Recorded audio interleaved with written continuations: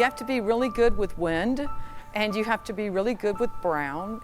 Overall, the landscape stays kind of brown until we get our rains, and then it becomes lush and beautiful and green. So, you know, you've got to be good with vast open spaces, big skies, and if you're good with also solitude and being in nature, you will do very well out here. There's no secret that part of the fascination with Big Bend is its remoteness and vast isolation. The sights, sounds, and solitude are unlike anywhere else in the country. So a visit to this land of extremes means that being prepared is more important than ever. Our good friend and tour guide, Big Don Staten, once said it best. Now don't forget, everything out here wants to poke you, scratch you, bite you, or sting you. Maybe not in that order, but that's what it wants to do.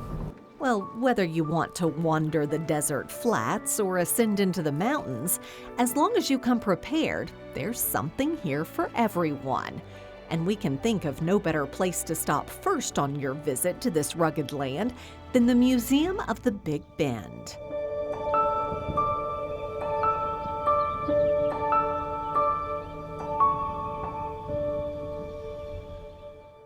This is a perfect place to start your journey because we're going to give you a nice overview of each county, each little town, and the history that makes up this area.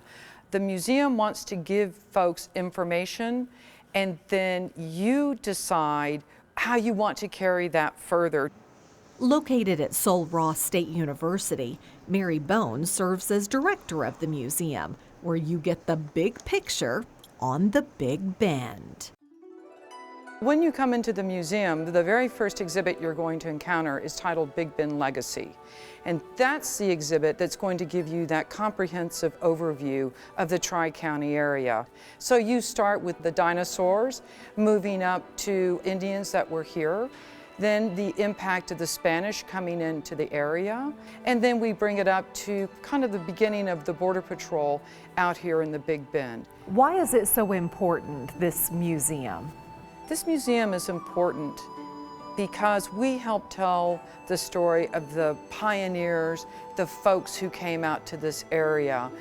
This, as you know, is not an easy place to get to.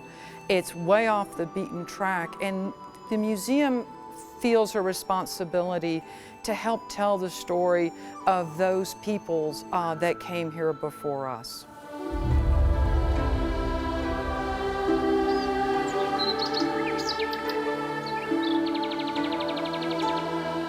A Native American legend tells the tale of the Great Spirit who birthed heaven and earth, then dumped the leftover rocks into a pile, creating the Big Bend.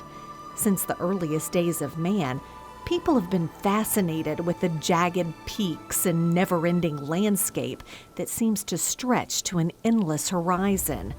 And whether you've been to this remote, rugged place of wonder more times than you can count, or it's your very first, Mary Bones says the Museum of the Big Bend is a perfect place to start your great adventure. What I want folks to take away from here is to have a better understanding of the complexities of living in the Big Bend. I think the other thing, I had no idea really how beautiful this far west Texas was. I thought it was more of that desert landscape, but you hit those mountains and everything changes.